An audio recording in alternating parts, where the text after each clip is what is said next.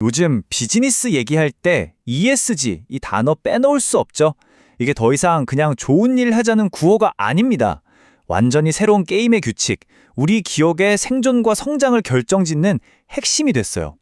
그래서 오늘은 이 ESG 시대에 어떻게 살아남고 또 앞서 나갈 수 있을지 그 핵심 전략 세 가지를 아주 명쾌하게 파헤쳐 보려고 합니다. 자, 오늘 우리가 함께 떠나볼 여정은 이렇습니다. 먼저 ESG가 도대체 왜 이렇게 중요해졌는지 이 새로운 게임의 규칙부터 확실히 짚고 넘어갈 거고요. 그 다음엔 본격적으로 세 가지 핵심 전략을 하나씩 뜯어볼 겁니다. 첫째, 우리 회사의 가치를 어떻게 새로 정의할 것인가? 둘째, R&D를 통해 어떻게 혁신할 것인가? 그리고 셋째, 이 모든 노력이 진짜라는 걸 어떻게 증명할 것인가? 마지막엔 이 거대한 변화가 사실은 엄청난 기회가 될 수 있다는 이야기까지 함께 나눠보겠습니다. 자, 그럼 첫 번째 이야기. ESG가 왜 새로운 게임의 룰이 되었을까? 답은 아주 근본적인 데 있습니다. 바로 기업의 존재 이유 자체가 바뀌고 있다는 거예요. 예전에는 기업의 목적이 뭐였죠? 딱 하나, 주주의 이익을 극대화하는 거였잖아요. 그런데 이제는 그 중심축이 완전히 이동하고 있습니다. 주주뿐만 아니라 우리 직원, 고객, 협력사, 그리고 우리가 속한 지역사회까지 이 모든 이해관계자를 위한 가치를 만들어야 한다는 거죠. 이게 바로 ESG 시대의 가장 핵심적인 변화입니다. 맞습니다. 과거에는 기업의 목표가 정말 단순하고 명확했어요. 주주를 위한 이익 극대화, 이게 전부였죠. 그런데 지금은 어떨까요? 바로 이 질문에 대한 답이 우리가 지금 이야기하는 ESG 시대의 본질을 꿰뚫고 있습니다. 기업이 더 이상 돈 버는 기계가 아니라는 거예요. 이제는 우리 사회와 환경에 어떤 긍정적인 가치를 더하는가, 이걸로 평가받는 시대가 온 거죠. 네, 지금 보시는 이 두 개념, 주주 자본주의와 이해관계자 자본주의가 바로 그 변화를 보여줍니다. 왼쪽처럼 오직 주주만 보던 시대에서 오른쪽처럼 직원, 고객, 환경, 사회 전체와 함께 가치를 만드는 복잡한 네트워크로 진화하고 있는 거죠. 생각해보면 2008년 금융위기나 최근의 팬데믹 같은 거대한 위기를 겪으면서 우리 모두가 깨달은 게 있잖아요.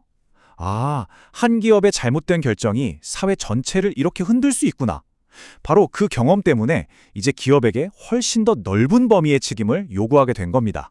자, 그럼 ESG가 정확히 뭘까요? 많이들 들어보셨겠지만 바로 환경, environmental, 사회, social, 그리고 지배구조, governance의 앞글자를 딴 거죠. 쉽게 말해서 E, 환경, 이 기업이 지구를 얼마나 아끼는가?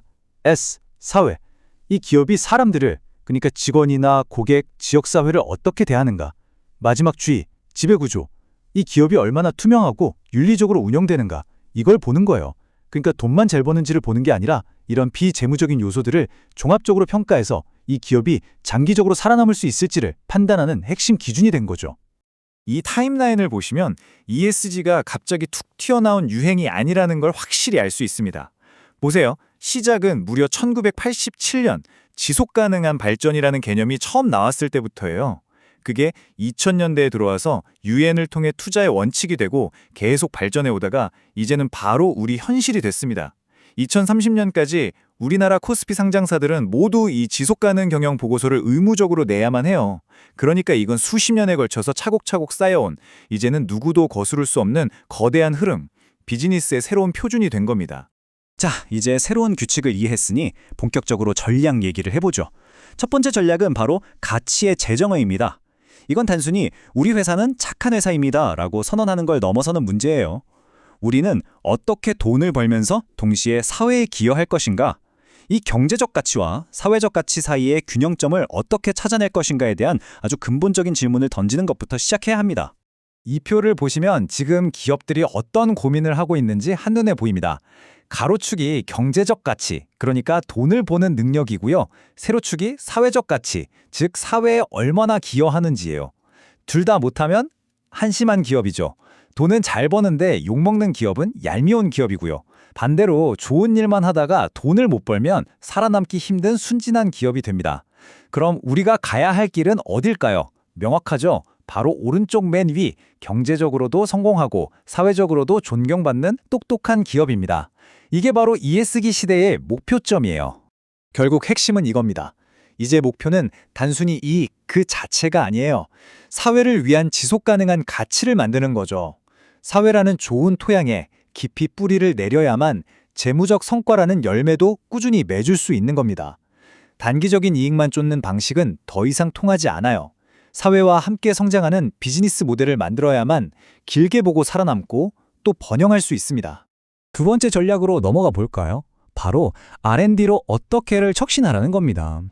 ESG가 그냥 멋진 말, 구호로만 끝나지 않으려면 기술적인 해결책이 반드시 뒤따라야 하거든요. 이렇게 하겠습니다라는 추상적인 목표를 이렇게 하고 있습니다라는 구체적인 현실로 만드는 힘?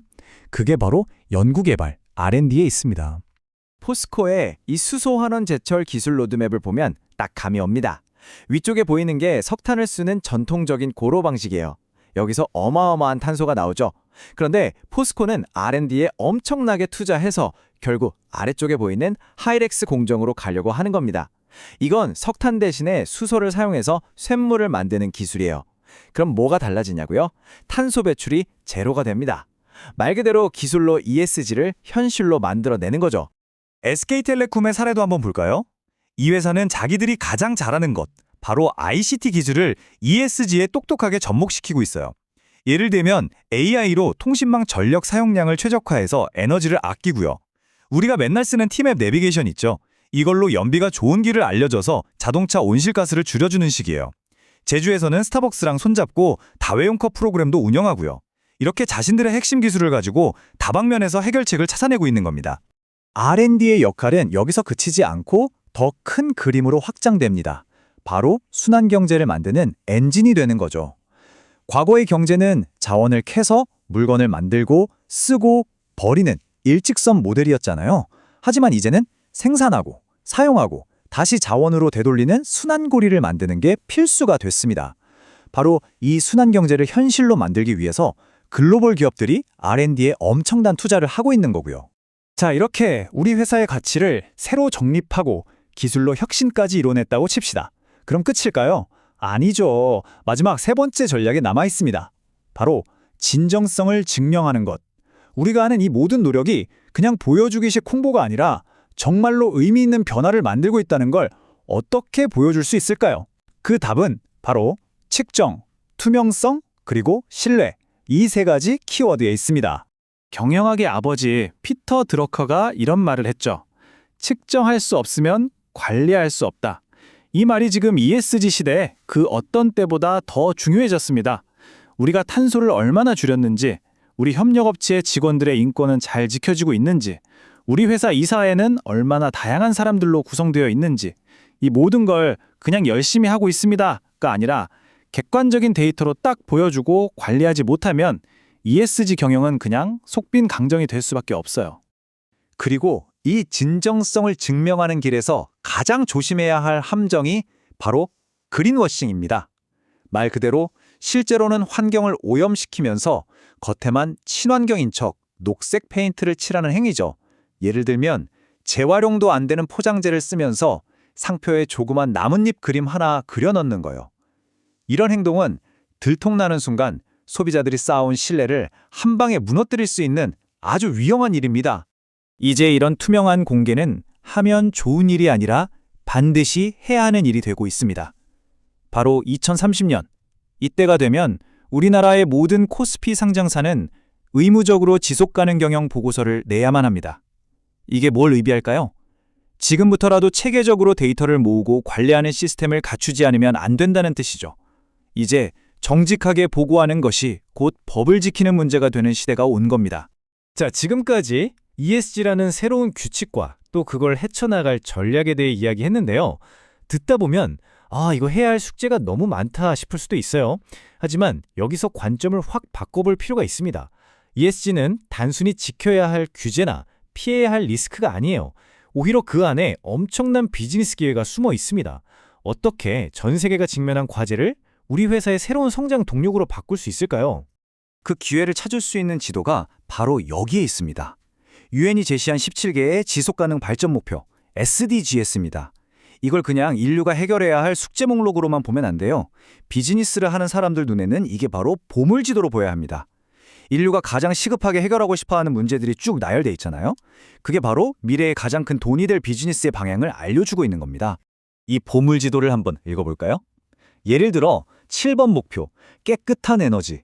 이건 곧 수백조 원짜리 재생에너지 시장이 열린다는 신호입니다. 11번 목표, 지속 가능한 도시. 이건 스마트 인프라나 친환경 건축 같은 새로운 사업 기회를 가리키고 있죠. 감이 오시죠? 이 세상의 가장 큰 문제들을 해결하는 것.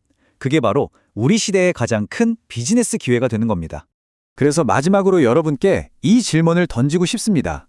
당신의 회사는 어떤 미래를 만들고 있습니까?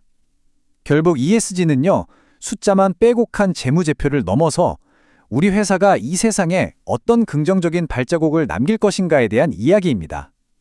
바로 이 질문에 대한 답을 찾아가는 그 과정 자체가 여러분의 비즈니스를 성공적인 미래로 이끌어 줄 겁니다.